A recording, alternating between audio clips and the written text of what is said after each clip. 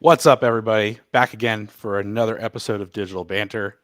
Running solo today, however, because James decided to have a baby last week, so he's on paternity leave for a little while. Allegedly, he will be back for next episode, but we'll see how that goes. Since I've been through the two kids scenario, I know how it goes, how some of our listeners kind of knows as well. But that being said, I am still excited about today's episode because we have Natalie Marcotullio on from Nevada. Natalie, welcome to the show. Yeah, thanks for having me. Love the intro music. I was vibing to that before. It was a nice way to start off. Yeah, right. It gets you going. We're ready to go then. So today we are talking about something that is your sweet spot, interactive demos. And to give some context behind this before we jump into today's episode, from our perspective, there's so many competing calls to action, so many ways that you go to market, and so many ways that you engage prospective customers, especially in the B2B world. You have our standard, free trial, our demo, our contact us, handing off to sales. There's so many avenues in which somebody can actively participate and engage with the prospective customers, but interactive demos feels a little bit more on the cutting edge of things. So let's kick this off, Natalie, by talking about what is an interactive demo. Like, let's create the definition here a little bit. Yeah, essentially, to your point, it's not like a traditional live demo, but it's also not like a video demo. I think sometimes people think interactive demo, they think of the classic, like, watch a Loom video of me walking through the product. It is a self guided, like, clickable demo that looks and feels like you're actually in the software, but it's not. It's a clone, it's a replica, and basically just gives like prospects a little kind of like taste of your product that they can walk through async either on your website or like you can send email campaigns. And given Nevadic's presence in the market as kind of this being the product that you guys offer, what are some of the ways in which people are using them to drive business operations and business results? Yeah, so I mentioned like the website. That's kind of our bread and butter, and that's the main one we see. And if you go to a lot of SaaS websites, you might see this. They might have a CTA, to your point, this is like product tour, interactive demo, like click through the product. We've seen a few different variations, but really what it is either gated or ungated, and we can get into that more later, but just a way to, before asking them to jump onto that live call or to book a free trial, to give them a little more information, but ultimately you are trying to drive them to that end CTA. So like while it is maybe a secondary CTA, usually the business goal is you're actually trying to drive more people to your live demo or free trial. Okay. So I have a hot take here that I kind of want to get your thoughts on. And, you kind of teed it up a little bit with the whole gated, ungated thing there for a second. But I feel like there's way too much hesitation still in the market for brands as far as opening up the veil of secrecy or transparency into the actual product in their either onboarding or sales enablement processes. And I don't know if that's a result of, we don't want to show our product because competition will see it, or maybe it's just not as great as we make it sound. Um, I don't know. But when you look at the consumer side of things, then, right, as the potential buyer on either one of our sides, right, like we want to see the thing that we are possibly buying. We want to make sure it lives up to the expectations and needs of ourselves. I don't know. I mean, where do you come at it, and what are you seeing in the market as far as like that hesitation is concerned? Yeah, I kind of heard all the above and even more than that. So, to your point, what if our competitors see our product? What if we cannibalize our sales teams live demos? Like, what if no one, if they see on the website, they won't want to book a live demo? Or to your point, like maybe I don't have the prettiest UI ever. I'd say to all of that, I think I can address them all separately, heard them all. To the competitor's point, I'll start there. One, from a personal perspective, I do feel like you should be prioritizing your buyers over your competitors. And let's be honest, like your competitors have access to your demos already. I have not spoken to any marketing leader who's like, you would not know what I know our competitors have about us and what we have about them. There are whole platforms that exist around competitive intel. You're probably not like hopefully they shouldn't learn that much more because you're also not supposed to give away everything in your interactive demo. We'll get to that more later, but like it really should just be a little quick sneak peek. So if you're just showing the main aha moments of your product, kind of those like big wow moments, that's probably stuff your competitor already knows about. That being said, I know I've talked to a lot of marketers who are like, yeah, I agree. My CEO, he's maybe a little more old school or she. There is no way that they're going to let me put the product on the website. That's when I say, maybe try it in like the sales cycle first, get familiar with it, maybe test it on an ad landing page. Like sometimes you have to try it in like smaller ways that feel a little less scary than front and center on your website to be like, hey, look, our buyers do want this, and no, our competitors didn't rip off all of our top products.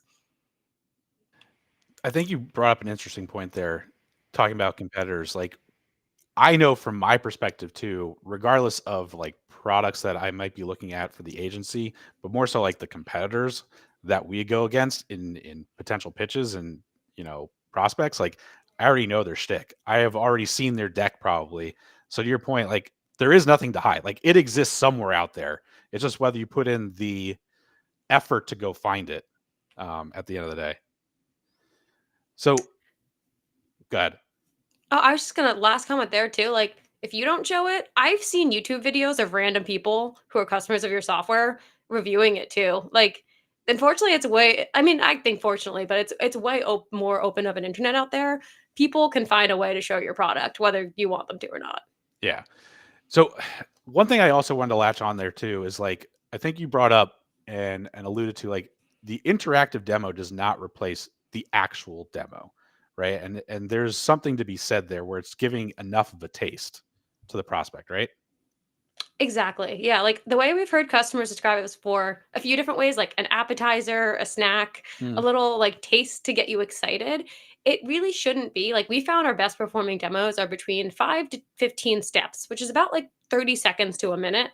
That's not enough time to give away all of your secret sauce. It's really just supposed to be similar to how we've used, like, GIFs and videos in the past, a way to just be like, "Oh, hey, this thing that I'm trying to accomplish, yes, your software does it. It looks maybe easy to use, or it looks like it accomplishes what I want.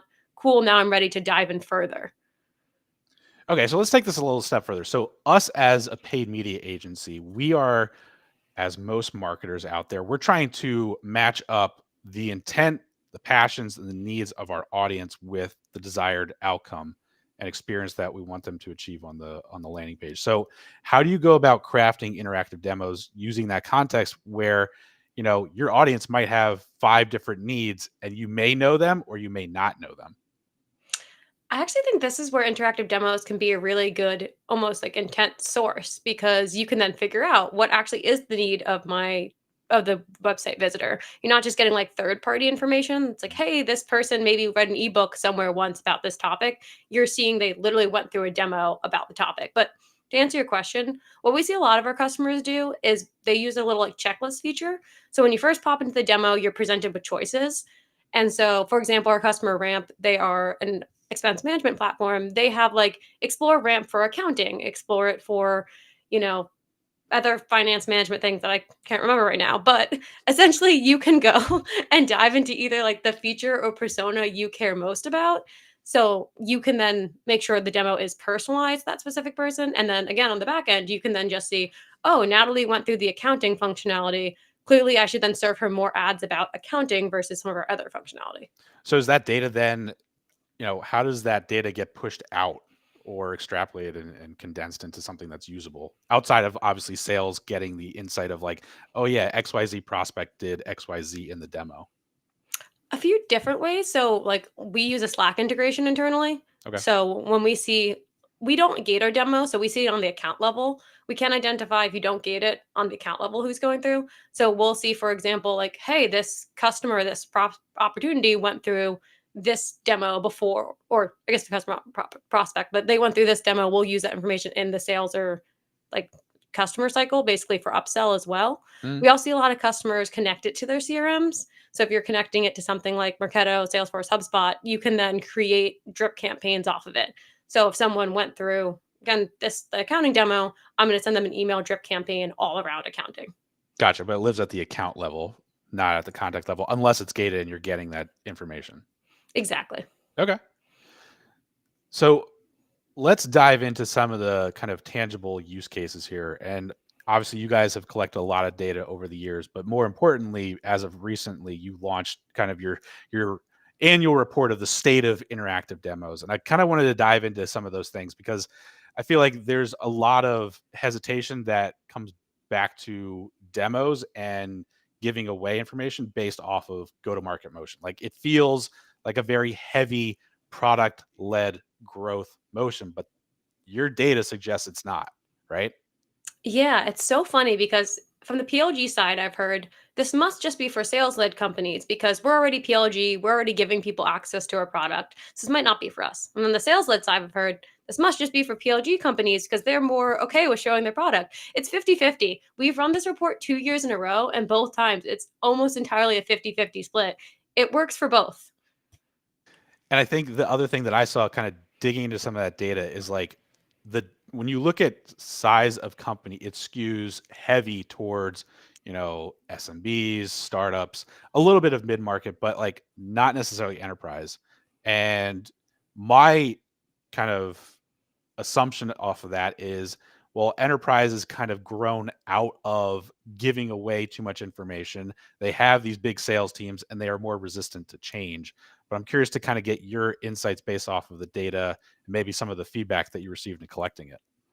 Yeah, I think this will be something that would be so interesting to monitor every year because it kind of shows where interactive demos are and just like the overall, let's say, adoption curve. I think this is largely because startups and mid markets tend to be a little more like early adopters, innovator types. And that's really what we've seen. Like for us, like a mid market company that maybe has a product marketing function that has an established product, feels very good about the UI, like that really is a sweet spot because they tend to be a little less resistant to change. To your point, like enterprises, we're noticing enterprises adopt more, but I think it's still going to take a little bit of time. Is And that so they also could really, good? I was just say they can move like faster than maybe enterprises getting approval for it. Yeah, I think that's definitely a factor there. uh, as far as like industries that kind of latch onto this, which ones outside of like SaaS as an aggregated view of it, but like what are interactives best used for? Yeah, we often see it obviously SaaS, so it is cloning your SaaS product because I do get that question all the time of like, can I use this for a physical product? Unfortunately, no, for right now it's just SaaS. But I think where I see it as like when you have sort of a complex product that's really hard to get data in some sort of PLG motion, but the UI experience actually is really important. So more tangibly, cybersecurity. Hmm. So, it's really hard for unless you're an admin, even if you have a PLG motion, you can't necessarily like connect any sort of cybersecurity software to all of your systems without getting a big amount of approvals. But a lot of what we hear a lot of cybersecurity companies say is it's so competitive in markets that their UI is a really big competitive differentiator. Also, fintech, like very similar. It's really hard to connect your bank accounts and get approval for that, but there's a reason people love Brex and Ramp because they're easy to use. Right. Yeah. I don't know what else stuck to you when you guys were putting together that report. Like those are just some of the things that I saw when I was viewing the data. But like, what are some of those things that really was eye opening to you guys? I think the biggest thing that I was pretty excited to see was how many customers were using it as a main or secondary CTA, really above the fold or in the nav bar. And that's something we've always sort of pushed. It's like if you're going to use an interactive demo, why hide it? You're not really going to see results if you bury it at the bottom of your landing page. But for us, we saw like 81% of basically we looked at the top performing demos did have it in some way as a CTA, whether it's like product tour CTA, explore more, explore a product as a secondary nav bar CTA or above the fold. I think it sort of just shows to our conversation before about like companies getting a little more comfortable with being front and center with their product. If they're willing to put it that directly on their website, it shows like, okay, we want to be product forward. We want this to be, we want a majority of our website visitors to be seeing this versus before, I think people, when they were still at the very beginning, they're like, I'll try this, but I might put it on one specific product page, not front and center for everyone. Yeah. And I think you kind of nailed it on the head there of like when you think about differentiation in crowded markets, like how do you break through the noise? Like you have to offer up something that is unique, is transparent, and is people first at the end of the day. Right. Exactly. And I think I've seen so many companies claim that, they're so easy to use, it only takes this long to set up, or that users love their software. Like, how many times have we seen that phrase? Right. But at some point, you're kind of a little sick of hearing it. And you're like, just show me it. Like, if it's that great, then I should be able to see it. We've all been burned by being told the software is really easy to use and then using it and be like, oh my God, this is a nightmare. Yeah, I mean, one of the things that we talk a lot about when we're talking, about like developing a paid media strategy is, you know, just because you say it doesn't make it true. Like you can shout through the rooftops that you do X, Y, and Z great, but if you don't live up to that, like it doesn't matter. Like your churn's going to be ridiculous. Your prospects, your sales process, everything else isn't going to live up to the hype. And I just think right now in this economy, right? Like no one wants to stick their neck out for something that's not going to work. Like I think it used to work a little before where when we had more money, when we weren't being as scrutinized, where you could buy something and every now and then you'd be like, it didn't work. We just got sold. We have really good salespeople. And it's kind of like, oh, it happens. We'll just, bury this under our marketing budget and forget we bought it. But now I feel like everything is being so scrutinized that people really need to know what they're signing up for. So let's say a brand wants to take the step and start experimenting with an interactive. Like how much should they consider giving away versus how much should they remain, hidden either behind a gate or, saved for like a true demo that is a walkthrough with an AE or a BDR or somebody? So if your team's gung ho about it, right? If you're one of those teams who are like, we want to put our product on our website, we are CEOs aligned, I think really finding like 2 to 3 key aha moments, and you can do that through like brainstorming sessions with your CS team and your sales team or your product team. If you are PLG, you might have that data around what are those key aha moments, and then using that as the structure for your website demo. Again, really should just be like 10 to 15 steps, not super long, but that's a good place to start. If your team is maybe interested, but you feel like you need a little more convincing, one thing we've seen a lot of customers do is start with a feature, like a new feature launch, which that when you're launching a new feature, like naturally you're probably going to make a GIF of it. You're probably maybe make a video. So the team's probably going to be more comfortable with the concept of showing that. And it's very scoped in. You don't have to worry about like, oh my God, what parts of my product do I choose from? You're focusing on just this new feature. So let's dive into those aha moments a little bit. Like give some examples. Yeah. So I think like I'll use our own, not surprisingly, we have an interactive demo on our website, our own ones. For us, we have like an editing capability. So if you have a really messy demo environment and we want to change a number from like 0 to 100, so it looks like positive numbers, yay, look at all the results you're getting from our software. We can use our editor to do that. And so that's like step 4, I think, in our interactive demo. And I found that out from just asking sales CS team and then watching customer calls and really seeing that moment when the customer's like, whoa, that's cool. You're kind of seeing it on their faces. That's what's always fun about watching the calls. You can really see when something's like, oh, okay, versus like oh. All right. So let's go back to kind of like those hesitations, that hot take that I gave, and talk to me a little bit about how you would address those common objections that came up. I mean, to give you some context too, like I saw your LinkedIn post, it was last week or earlier this week, around like one of the possible pushbacks being, well, what if the user has questions that need answering then? Like how do we deal with that? Like that's one objection, but like what are some of the others that you commonly see people that want to go forward with interactive have to deal with and create buy-in internally through? Yeah, we talked about like briefly touched on the cannibalization. That's Mhm. a really big one. And that's where I'll say like that's when maybe starting with putting on ad landing pages, right? Like if your sales team is really worried about, no matter what you say that this is going to replace them, start in a way that it's not as direct and you can kind of experiment without being as scrutinized. I always feel like putting something on the website, it always gets a lot more scrutiny than like one ad landing page. So put it on an ad landing page, see if it gets results. And then when you're pitching it to your sales team, you can literally say, hey, look, this drove like a 10% increase in leads versus a decrease. Or you might say, hey, the leads you're getting from this campaign, maybe they're higher quality. And so the sales team might get more comfortable with like, okay, maybe we're weeding out some bad fits. So as far as like cannibalization, I'd say the biggest thing is test in a way or like give it to your sales team to use in their sales cycle. We see a lot of salespeople using it as sales leave behinds, replacing like an hour-long demo recording with a short snippet of a specific feature the prospect asked about or in outbound campaigns. And I feel like that way the sales team gets more comfortable, more familiar. And the nice thing about sales is once they see success with something or get some good deals from it, they're generally on board. Okay, so give me some business impacts that you have seen your clients achieve by making this transition, either through an experimentation or like just going, screw it, I'm going all in. Yeah, one I loved. I'll give a sales one and a PLG one because we talked about Yeah. 50-50. One I love from the PLG side. So our customer training A/B tested an interactive demo versus a video.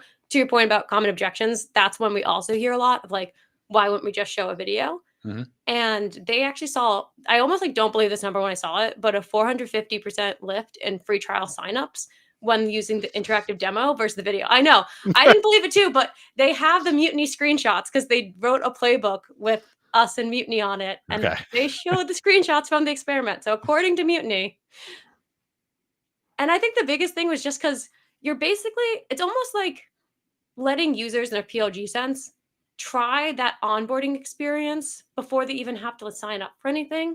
So they're getting like the best moments of your product and they're clicking through so they're actually seeing it versus a video. I can't tell you how many times I've like started a video and then I get a Slack and then I get a this and then suddenly I'm like, "Oh, did I watch that video?" It kind of forces you to be more interactive. That's why we call them interactive demos. So that was PLG, right? Yeah. All right. So I Sales. can go Yeah, go from the for the other sales one. led side. One of my favorite also customer examples are customer Jellyfish, who they're in the developer space. Again, another space where like people might not want to talk to sales. It's pretty hard sometimes to get data into developer platforms, but UI experience really important. So they have demos all over their website. They basically created demos for different product pages, for different personas, different use cases. I think their builder built like 15 demos on the website. It was awesome. But they've had it live for the last 6 months. They redid their website with it and seen 600K in pipeline.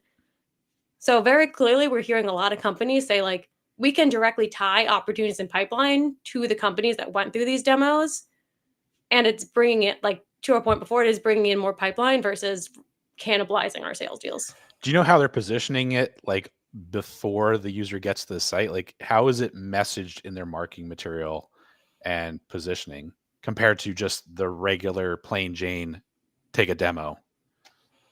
What they did is just a little different is they have them embedded on specific pages. So if Mhm. you're on a product page versus like the typical just here's a bunch of screenshots of our product. It's like, hey, you are an engineering manager. Take this tour to see exactly how an engineering manager would use Jellyfish. And then within the demo, they do a really good job of prompting other CTAs. Some that are, okay, ready for a live demo, but some that are, hey, I just talked through this feature. Go now, maybe go watch a video on it or go read our help docs on it. Like they really use it almost as like a gateway into all their other information Mm. to really help someone almost like fully self-serve buy because it is developer tech. I feel like as much as possible, developers really love to do their own research. Yeah, yeah, nailed that one. Okay, so I actually don't have my prop with me today because I am doing today's show from home around the office. However, one of our typical questions is if I have my magic wand and I handed it to you, what is one thing that you would use it for to change in B2B right now? I think in general, I mean, I've kind of talked about like buyer trust a lot, but like I do just I do just wish we made B2B buying not so complex, both on the end user side and internally. So on the end user side, there's so many times when like I'm going to book a demo, it takes 5 days to get a response and then they won't tell me pricing until 2 months in. And look, if it's a really enterprise product, I totally get it. Sometimes I just like would like to be told up front, like, hey, sorry, this is a really enterprise product. It's not for you. Like, I just wish sometimes we were more transparent with who our ICP is and who it's not, and being okay with just saying that up front and then letting people know, like, this is a really good fit for you or it's not. Let's not waste our times either way. And on the flip side, I feel like I don't think a lot of the people in the organization, like, I don't think BDRs love asking a million questions or feeling like they're constantly rejecting people or having to manually reach out to everyone. Like, I just wish the organization leaders would think more about the buyer experience versus like processes they're just used to and feel like they have to do.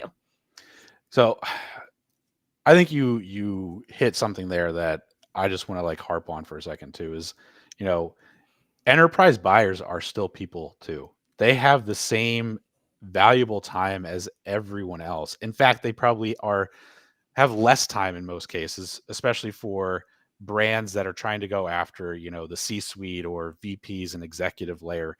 They don't they don't have time to be screwing around with scheduling or waiting for somebody to get back to you or not having information at their fingertips. And really they buy other crap out there. They're not just like so infatuated with your product that you have to be different than how they go and buy, I don't know, anything online. Like I think that's just such a a jaded way and like egotistical way for some brands to think about themselves. Like, great, you're an enterprise billion-dollar company. Like, that doesn't mean you can make people jump through hoops, because that doesn't make you the best out there. Like, there's probably an SMB that's probably doing things way better than you, and just they aren't, the market just isn't aware of you yet.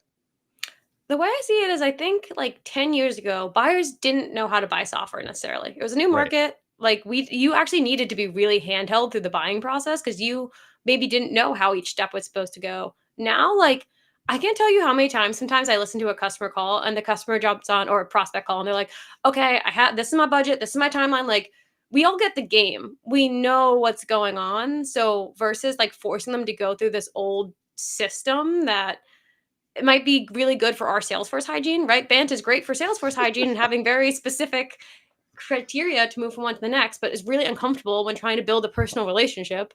Like I understand that's scary and I understand how important that data is, but I just wish we would prioritize buyers over our own data and processes. And as a buyer, it just pisses me off. It's like, what are you Mhm. hiding? Like, just give me the information that I need. I mean, I don't want to use it as like the rant to go into like transparent pricing, but it is kind of along those same lines. Like, show me what it is, let me figure it out, and if I feel like, yeah, this is a good fit, I will absolutely schedule a conversation, because I want to qualify myself. I don't want you to hop on a call and waste my time and your time trying to qualify me if I'm not a fit.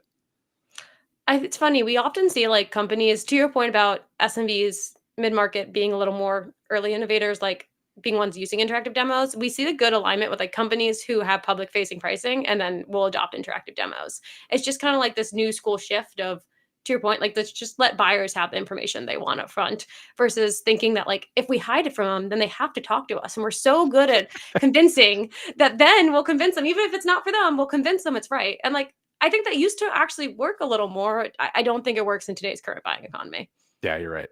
Um, One thing I should have asked too is like, how is AI factoring into either Novatic, but also just in general, like the demo atmosphere of things? Yeah, I think as far as how factoring into Novatic and like interactive demos, one use case I love is like the hardest part of an interactive demo really is figuring out the story you want to tell. As we talked about before, there are so many different parts of your product you could show. Figuring out those aha moments and like getting internal alignment can be difficult. So we've seen a lot of customers using AI to maybe parse through existing like customer videos or through existing demos that went really well to almost help write the script for them. And just as like a draft, I think the best way I've heard AI is described is like AI is like an intern, like just to have something so you're not starting from ground zero and then can tweak from there. And we're starting to think about like how we could add that into our product. Right now, one thing we do is translation. So we Mhm. hear a lot of companies saying like, "Hey, I know I have 10 different markets. I need an interactive demo for all of them." So we actually just introduced like AI translation, so you can quickly just be like, "Okay, take this from English to French to Japanese to whatever," and you don't have to make 10 different demos. How does it rely? Does it rely on any like cookie consent, especially when you get outside of the US? That is a good question. I will ask our engineer about that.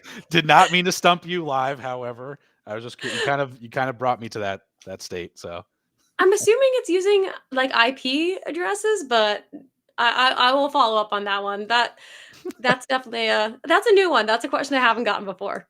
all right. Well, how about we shift towards bring it on home? So give the listeners three actionable takeaways that they can do. Yeah, I think one actionable takeaway, if this is something you're interested in, if it excites you, but you're like, hey, my CEO, my sales team's not going to be on board, figure out a way to experiment small scale. Like, even if it is just a video to start on ad landing pages, try something, get a little bit of success with it, and then make the pitch. It makes it a lot easier once you've shown it versus like trying to convince their way of thinking that like you should never show the product. Another actionable takeaway is if you are worried about like different personas or what if my demo doesn't feel personalized and you are using interactive demos or videos, we've been experimenting internally with basically creating a demo that just asks you up front like, hey, what's your persona, and then branching the demo based off of what you answer. And it's only been like 2 weeks, so I don't want to say anything definitive yet, but so far we've been seeing pretty positive conversion results from that, just creating more personalized demos and asking up front. And then finally, I brought this stat up before, but like whether you have an interactive demo, a video, whether you show your product in some way, don't hide it. Don't put it at the bottom of your landing page. It's not going to help. Once you get the buy-in, put it front and center, make it a secondary CTA or put it above the fold so that prospects actually do know you have it versus thinking they're going to like comb through your entire website to find it. And don't put it behind a form is my personal opinion on that too. I will say what we found, my last tip will be if you do gate it after like step 5. Give a little bit, get so they get an overview. We have seen like a 15% increase in engagement rate if you gate it in step 5 versus if you gate it at the front because everyone gets excited if you click a button that's like see a demo and then the first thing you present it with is a gate. Right. Yeah. Give a taste and then gate it. That I can get behind. Not I know a couple of brands and clients who I will not name that have their full demo behind a gate, and it's like, okay, let's bring it a little bit more to the front because there's also a trial and every other way that there's a sales handoff involved too. So all right, Natalie, how can people connect with you and learn more about Navatic?